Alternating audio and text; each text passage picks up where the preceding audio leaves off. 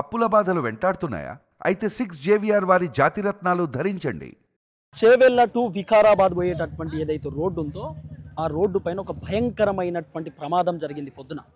పొద్దున్నే లేచి ఫోన్ చూస్తే దాదాపు బస్సులో 72 మంది ఉన్నారు. ఆ బస్సు పైకి లారీ వచ్చింది. లారీ మొత్తం బస్సు పైన ఒరిగింది. సుమారు 19 మంది ప్రాణాలు కోల్పోయినటువంటి పరిస్థితి. నా వెనకాలనే బస్సు ఉన్నది. ఆ బస్సుకు సంబంధించినటువంటి విజువల్స్ కూడా చాలా క్లియర్గా నేను మీకు చూపించేటటువంటి కార్యక్రమం చేస్తున్నా. ఒకసారి మీరు చూడొచ్చు, చాలా దారుణమైనటువంటి సిచ్యువేషన్ కనబడుతున్నది బస్సుకు సంబంధించి. ఒకసారి బస్సు కూడా విజువల్స్ తీసుకునే ప్రయత్నం చేయి. ఎక్కడ ఏం లేదు బస్సులో, ఏం మిగలలేదు బస్సులో. సో మ్యాక్సిమం అటు సైడ్ పడ్డది మొత్తం లారీ అంతా కూడా. టిప్పర్ అన్నమాట, టిప్పర్ అటు సైడ్ పడ్డది. డ్రైవర్ సీట్ దిక్కు, డ్రైవర్ స్పాట్లో చనిపోయినటువంటి పరిస్థితి. డ్రైవర్ వెనకాల ఉన్నటువంటి వ్యక్తులు ఎవరైతే ఉన్నారో సో వాళ్ళు కూడా మొత్తం కంప్లీట్గా చనిపోయినటువంటి పరిస్థితి. సో ఆ విధమైనటువంటి సిచ్యువేషన్స్ జరిగినటువంటి అంశం. సో మొత్తం లోపల కంకర మొత్తం నిండిపోయినటువంటి సిచ్యువేషన్, కంకరే ఉంది మొత్తం కంప్లీట్గా లోపలంతా కూడా. సో ఒక్కసారి వెనుకొచ్చేటటువంటి కార్యక్రమం కూడా చేయి. ఈ సీట్లు ఇవన్నీ కూడా మీరు చూడవచ్చు. ఈ సినారియో అంతా కూడా కంకర మొత్తం కూడా బస్సులోనే ఉన్నది. అంటే ఆ లారీలో ఉన్నటువంటి కంకర మొత్తం కూడా దీంట్లో పడిపోయింది. దాదాపు ఆ లారీలో 30 టన్నుల కంకర ఉండాలా. ఒక లారీలో 30 టన్నుల కంకర ఉండాలా. దాదాపు 60 నుండి 70 టన్నుల కంకరను లోడ్ చేసి తీసుకొచ్చినారట. ఏదో ఆ టిప్పర్లో ఉండాల్సినటువంటి కంకర కంటే ఎక్కువ కంకర ఆ టిప్పర్లో ఉన్నది. తర్వాత లారీకి ఏదో ఫిట్నెస్ లేదు, ఏదేదో రకరకాలుగా మాట్లాడుకునేటటువంటి కార్యక్రమం చేస్తున్నారు. రైట్, ఈ బస్సులో దాదాపు ఒక 55 మంది కూర్చునేటటువంటి కెపాసిటీ ఉన్నటువంటి బస్సు. సుమారు ఒక 50 to 55 కూర్చోవాలా. కానీ దీంట్లో 72 మంది ఉన్నారు. అంటే కూర్చున్నటువంటి వాళ్ళకంటే నిల్చున్న వాళ్ళ సంఖ్యనే ఎక్కువ ఉన్నది. దాదాపు 20-30 మంది నిల్చున్నారు. సో ఇక్కడ కూడా ఈ బస్సులో కూడా లోడ్ ఎక్కువైపోయింది. లోడ్ ఎక్కువైపోయేసరికి కూడా బస్సులో కంట్రోల్ తప్పిపోయింది.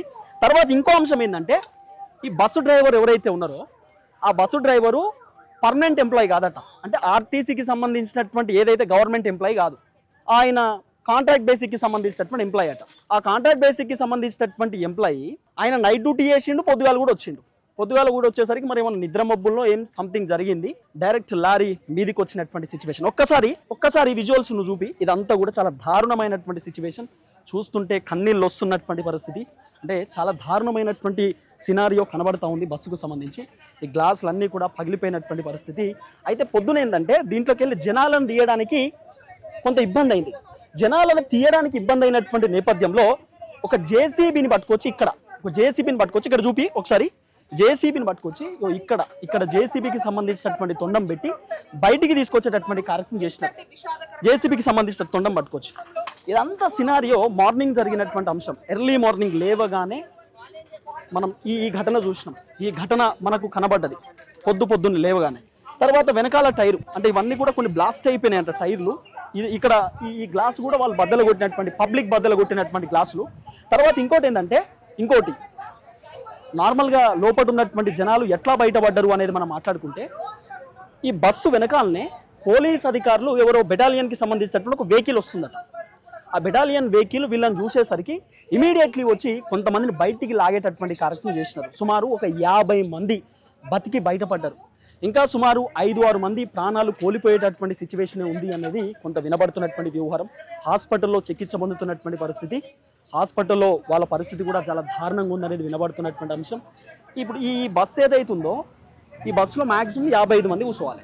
కానీ 72 మంది కూర్చున్నారు. మరి అది అత్యుత్సాహమే కదా. గట్ల ఎట్లా కూర్చుంటారు? అట్లా కూర్చోవడానికి లేదు కదా. మరి అన్నీ ఎవరు అడగాల? అవన్నీ ఎవరు చెప్పాలా? ఈ ప్రమాదం జరగడంలో ఈ గవర్నమెంట్కి సంబంధించినటువంటి హస్తం కూడా ఉన్నది. అంతమంది ఎట్లా కూర్చుంటారు? తర్వాత నేను వస్తున్నా రోడ్డు మీద నుండి, హైదరాబాద్ నుండి వస్తున్నటువంటి నేపథ్యంలో ఆ రోడ్డు చూస్తుంటే చాలా దారుణము. గింత ఉన్నది రోడ్డు. మళ్ళీ వికారాబాద్ హైవే, రేవంత్ రెడ్డి సొంత నియోజకవర్గం కొడంగల్కి సంబంధించినటువంటి కాన్స్టిట్యున్సీ రోడ్డు ఇది. మరి ఆ రోడ్డులో ఇంతే ఉంటుందా జనాలు? అంటే ఇంతే ఉంటుందా రోడ్డు? ఇంతే పోవాలన్నా? మళ్ళీ ఆ రోడ్డు కూడా చాలా దారుణంగా ఉన్నది. అన్న చెప్తాడు మొత్తం తీర్చిదిద్దాం, భూకంపం బద్దలు కొట్టినామని చెప్పి రేవంత్ అన్న మాట్లాడతాడు. నీ రోడ్డును ఫస్ట్ చక్కగా చేయి, నీ రోడ్డును మొత్తం సెట్ చేసే ప్రయత్నం చేయి ఫస్ట్. చాలా దారుణమైనటువంటి సిచ్యువేషన్ ఉన్నది. ఒకసారి చూపి విజువల్స్ కూడా, చిన్న విజువల్స్ కూడా నువ్వు చూపించే కార్యక్రమం చేయి. ఇదంతా కూడా లోపల ఆ సిచ్యువేషన్. అటు సైడ్ అయితే ఏం లేదండి. ఆ రైట్ సైడ్ అయితే మొత్తం కంప్లీట్గా టిప్పర్ వచ్చి రైట్ సైడ్ పడిపోయింది. ఇక్కడ ఒకసారి డోర్ చూపించే ప్రయత్నం చేయి. ఆ రైట్ సైడ్ మొత్తం కూడా అటు సైడే పడిపోయింది అనమాట. ఆ రైట్ సైడే మొత్తం టిప్పర్ పడిపోయింది. పడిపోయేటటువంటి నేపథ్యంలో ఆ టిప్పర్ లోపల ఉన్నటువంటి కంకర మొత్తం కూడా బస్సు లోపలికి వచ్చేసింది. బస్సు లోపలికి వచ్చేసరికి ఆ కంకర కింద జనాలు మొత్తం చితికిపోయినారు. ఆ కంకర కింద జనాలు మొత్తం అసలు ఏం చేయాలో అర్థమైతలేదు. కంకర ఎందుకంటే హెవీ వెయిట్ ఉంటుంది కదా, హెవీ వెయిట్ ఉండేసరికి జనాలు కూడా అతలాకుతలం అయిపోయినటువంటి పరిస్థితి. వెనకాల సీట్లు కూడా చూడొచ్చు, వెనకాల సీట్ అటు సైడ్ జేసీబీలను పెట్టి పబ్లిక్ని తీసేటటువంటి కార్యక్రమం చేసి గ్లాస్ అన్ని కూడా ఇక్కడ మాత్రం జేసీబీని పెట్టి కరెక్ట్ ఈ సినారియోలో జేసీబీని పెట్టి మరి పబ్లిక్ని బయటికి తీసుకొచ్చినటువంటి పరిస్థితి. సో ఇదంతా సినారియో మీరు చూడొచ్చు. ఇది తాండూరుకి సంబంధించినటువంటి బస్సు, అదే డిపోకి సంబంధించినటువంటి bus. Hyderabad to Tandur to Hyderabad పోయేటటువంటి బస్సు. ఇది ఎర్లీ మార్నింగ్ జరిగినటువంటి సంఘటన ఇది. సో ఇక్కడ ఇదంతా కూడా మీరు చూడవచ్చు. నార్మల్గా ఆ డ్రైవింగ్ సీట్ దగ్గరనే ఎగ్జాక్ట్లీ డ్రైవింగ్ సీటుకు వెనకాల భాగంలో 2-3 సీట్ల భాగంలోనే పడింది ఆ టిప్పరు. ఆ టిప్పరు పడగానే మొత్తం కంప్లీట్ కంకర్ అంతా కూడా ఆ బస్సులోకి వచ్చేసింది. నేను అడుగుతున్న పాయింట్ ఏంది, ఫస్ట్ ఆ టిప్పర్లో 30 టన్నులకు సంబంధించినటువంటి కంకర్ ఉండాలి. కానీ ఆ టన్నులోడు ఏం చేసిన 70 టన్నులకు సంబంధించినటువంటి కంకర తీసుకొచ్చినట్ట. నాకు ఎట్లా తీసుకొస్తారు? మరి ప్రభుత్వ అధికారులు మొద్దు నిద్రపోతుందా? అధికారులకు తెలివి లేదా? అధికారులు ఏం చేస్తున్నట్టు? ఇష్టానుసారంగా కంకర తీసుకుపోతుంది, ఇష్టానుసారంగా వెహికల్స్ నడుపుతుంటే ఆర్టీఓ అధికారులు ఏం చేస్తున్నట్టు? ఇవన్నిటికీ సమాధానం చెప్పాల్సిన బాధ్యత రాష్ట్ర ప్రభుత్వం పైన ఉంటుంది. ఎందుకంటే దాదాపు 20 మంది ప్రాణాలు కోల్పోయారండి. వాళ్ళకి సమాధానం చెప్పాలి కదా. ఇంతమంది ఎట్లా ఎక్కుతారు? కండక్టర్ డ్రైవర్ వద్దని చెప్తే జనాలు ఏమైనా ఎక్కుతారా? ఇంకా ఉచిత ప్రయాణం పెట్టడం వల్ల మహిళలకు సంబంధించినటువంటి అంశం ఎక్కువైపోయింది. ఇష్టానుసారంగా వాళ్ళు నిల్చున్న ప్రయత్నం చేస్తున్నారు, చెప్తే కూడా వినట్లేదు. ఇవన్నీ కూడా కంట్రోల్ చేసుకోవాలి గవర్నమెంట్ పైన ఉండదు ఇదంతా అంశం కూడా. ఒకసారి వెనకాల కూడా చూసే ప్రయత్నం చేద్దాం. ఒకసారి వెనకాల కూడా వచ్చేటటువంటి కార్యక్రమం చేయి. సో పొద్దున ఎగ్జాక్ట్లీ వీళ్ళు ఈ బస్సు వస్తున్నటువంటి నేపథ్యంలో పోలీసులు వచ్చినారట. వచ్చిరు కాబట్టి కొంత బతికి బయటపడేటటువంటి కార్యక్రమం చేసారు. సో ఇదే స్పాట్, ఇదే సినారియో. దాదాపు ఆ లారీ అది ఏదైతే ఆ టిప్పర్ ఉందో ఆ టిప్పర్ బస్సు మీదకి వచ్చేసరికి 50 మీటర్లు ఆ టిప్పర్ బస్సును లాక్కుంటూ పోయిందట. 50 మీటర్లు ఆ టిప్పర్ బస్సును లాక్కుంటూ వెనక్కి పోయిందట. అంటే 50 మీటర్స్ కంప్లీట్గా గుంజుకుంటూ పోయింది. అంటే జస్ట్ ఆ టిప్పర్ పడిన తర్వాత ఆల్మోస్ట్ లోపల కూర్చున్నటువంటి దాదాపు 19 మంది ప్రాణాలు కోల్పోయారు. కొంతమందికి స్కల్ ఫ్రాక్చర్ అయింది, కొంతమందికి చేతులు కాళ్ళు విరిగిపోయినాయి, కొంతమంది రకరకాల ఇబ్బందులతో ఉన్నారు, కొంతమంది హాస్పిటల్లో చికిత్స తీసుకుంటున్నటువంటి పరిస్థితి. ఇంకా 2-3 ప్రాణాలు కోల్పోయేటటువంటి అవకాశం ఉంది అనేది కూడా కొంత వినబడుతున్నటువంటి చర్చ. బస్సుకు సంబంధించిన విజువల్స్ కూడా మనం చూసే ప్రయత్నం చేద్దాం. ఒకసారి ఒక్క నిమిషం మనం బస్సుని కూడా చూపించే ప్రయత్నం చేద్దాం. ఈ విధంగా ఇక్కడున్న బస్సు డ్రైవర్ ఇక్కడి నుంచి హిట్ చేయడం జరిగింది. ఇక్కడ హిట్ చేసిన తర్వాత ఇక్కడి వరకు కూడా ఉన్న జనాలందరూ కూడా స్పాట్లోనే మృతి చెందినట్టుగా మనకు తెలుస్తున్నది. ఏదైతే ఆ టిప్పర్ లారీకి సంబంధించిన ఆ కంకర పడడంతో ఇంకా కూడా బతికే అసలు అవకాశమే లేకుండా అయిపోయింది. ఇంతమంది స్పాట్లోనే చనిపోయారు. ఇదంతా మనం గమనించుకోవచ్చు. ఇక్కడ దాకా ఇక్కడ మనం చూడొచ్చు. ఈ విధంగా మొత్తం బస్సు అంతా రక్తసిక్తం అయిపోయింది. చాలా ఘోరంగా హృదయ విదారకంగా ఉండే ఈ సీన్స్ అని కూడా మనం చూసినట్టయితే అత్యంత ఘోరమైన పరిస్థితి. ఈ బస్సు మొత్తం కూడా ఏం లేకుండా అయిపోయింది. అంటే ఇటు సైడ్కి సంబంధించింది అక్కడ ఉన్న స్థానికుల్ని కాపాడడానికి ఇదే బస్సులో ఉదయం అరణ్య రోదనలు చేస్తూ జనాలు మమ్మల్ని కాపాడండి అని చెప్పి ఒక బాధతో జనాలు కూడా అందరూ ఇబ్బంది పడ్డ పరిస్థితిని కూడా మనం చూడుకోవచ్చు. కానీ ఈ బస్సుకు సంబంధించిన విజువల్స్ అన్నిటి కూడా క్లియర్ చేయడానికి ఇక్కడ ఉన్న అధికారులు ప్రయత్నిస్తున్నట్టుగా మనకు తెలుస్తున్నది. చూసే ప్రయత్నం చేద్దాం. అధికారులతో మాట్లాడితే సిపి గారు వచ్చారు. సిపి గారు ఈ ఘటనని అడ్రస్ చేసి మాట్లాడినాడు. మేము మాట్లాడడానికి లేదని చెప్పి ఇక్కడే ఉన్న ఏసీపీ గారు చెప్పడం జరుగుతుంది. ఇక్కడే ఉన్న పోలీస్ అధికారులతో మాట్లాడడానికి ట్రై చేసినప్పుడు కూడా వాళ్ళు ఏం సహకరించడం లేదు. చూసినట్టయితే టిప్పర్ లారీకి సంబంధించిన డ్రైవర్ కానీ ఆర్టీసీ బస్కు సంబంధించిన డ్రైవర్ కానీ స్పాట్లోనే మృతి చెందడం జరిగింది. దాదాపు ఇక్కడ డీజిల్ ట్యాంక్ కూడా మనం గమనించవచ్చు. In case diesel tank leak అయిన విజువల్ని కూడా చూపించే ప్రయత్నం చేద్దాం. ఒకసారి ఇక్కడి నుంచి దగ్గర నుంచి ఈ డీజిల్ ట్యాంక్ ఫెయిల్ అయిపోయిన విజువల్ని కూడా మనం చూసే ప్రయత్నం చేద్దాం. ఒకసారి ఇక్కడ డీజిల్ ట్యాంక్ ఇట్లా లీక్ అయింది. దాదాపు టిప్పర్లలో మినిమం 50 లీటర్ నుంచి 100 లీటర్ల డీజిల్ ఉంటుంది. ఇన్ కేస్ ఆ డీజిల్ ఇట్లా బ్లాస్ట్ అయినట్టు ఉంటే, ఆర్టీసీ బస్సు సంబంధించిన డీజిల్ ఇట్లా బ్లాస్ట్ అయినట్టు ఉంటే ఇవాళ కూడా మరో కర్నూలుకు సంబంధించిన ఘటనగా మారేది. దాదాపు 60-70 మంది ఎక్కడెక్కడ సజీవ దానం అయిపోయేటోళ్ళు. బ్లాస్ట్ ఇట్లా అయినట్టుంటే ఆ నష్టం అనేది మన ఊహకు కూడా అందకపోతుండే. మరి ఇక్కడ మనం ఈ బస్సును కూడా అంటే ఈ లారీని కూడా చూడొచ్చు. ఇట్లాంటి ఒకసారి మన లారీని కూడా చూపించే ప్రయత్నం చేద్దాం. ఇది చాలా ఒక పెద్ద మేజర్ యాక్సిడెంట్. ఇది దాదాపు 20 మంది అధికారికంగా మృతి చెందినట్లుగా ఇప్పటి వరకు వికారాబాద్కు సంబంధించిన అధికారులు డిక్లేర్ చేయడం జరిగింది. ఈ లారీ ఈ విధంగా కొట్టుడు మొత్తం తుక్కు అయిపోయింది ఎక్కడదక్కడ.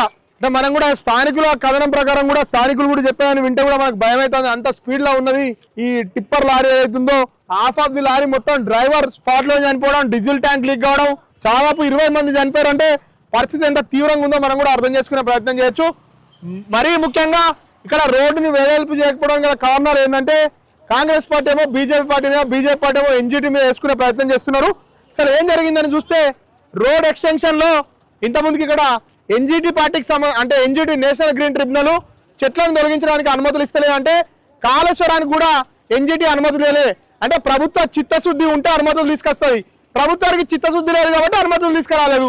కాళేశ్వరాన్ని కూడా ఆపేసింది. ఇప్పుడు మూసీ ఇరిగేషన్ సంబంధించిన దాంట్లో కూడా ఎన్జిటి పర్మిషన్ ఇవ్వకుండా ఇబ్బంది పెడుతున్నది.